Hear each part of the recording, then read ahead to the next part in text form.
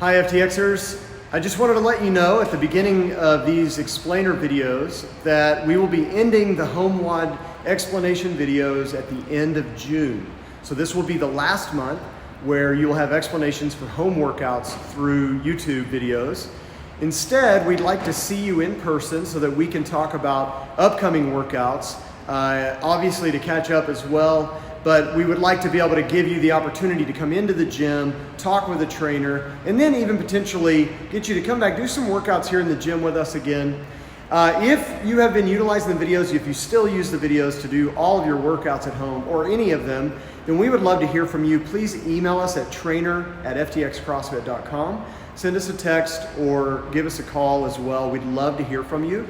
We do want to know who's utilizing this, but at the same time, we want to let you know again that we will be ending the home workout explainer videos at the end of June and going into a different format where you can come in, work one-on-one with a trainer about WODs you can do at home, and then of course trade in or get new different equipment that you might need for those workouts as well. All right, thanks and enjoy this last month of explainer videos. FTX, this is going to be the Berenstain Bears workout. It's really a variation of hammer, which is a hero WOD. That's what we'll be doing here in the gym, but I've switched up the movements a little bit, some of the reps.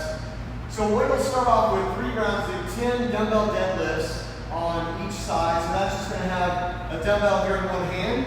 You're going to do a deadlift and stand all the way. Just touch one dumbbell head is fine. And then switch after 10 to the same thing on the other side. After that, you're going to push presses. You still have the dumbbell here. So just come right up and you're going to go overhead.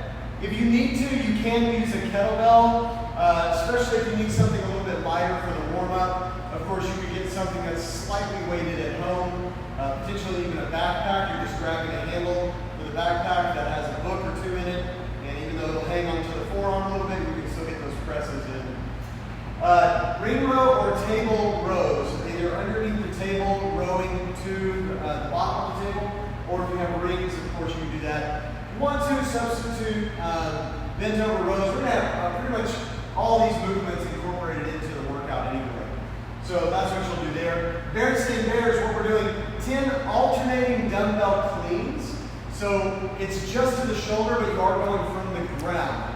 So you just need one dumbbell head that's going to touch here, come up, and then alternate.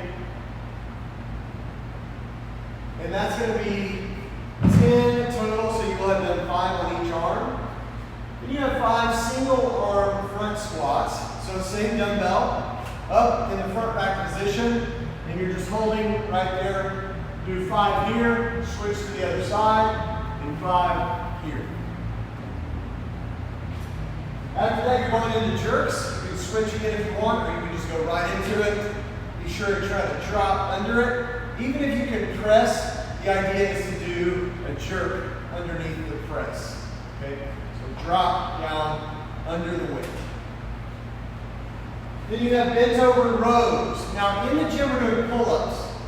So if you'd rather do table rows, you can do 20 total table rows. If you would rather do ring rows, or if you can do pull-ups, then of course you can do 20 of those movements. I've incorporated the bent over rows just because it's a little different. It's 20 on each side. So we'll even out each arm, but it is a lot of reps, so that does make it quite a bit different from what we've got going on here. Bent over row, you can stand here, you can put your hand on the thigh, that's totally fine. It's more about keeping this movement right here a little more strict. So I'm not gonna really pull like this.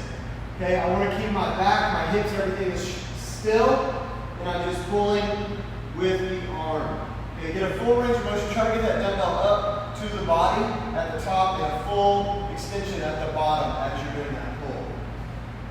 And then just remember between each round, it's a 90-second rest. So we'll put in Wodify, you're doing 5 rounds, you're gonna have 5 separate rounds that you score for time. So just make sure that you keep those calculations going.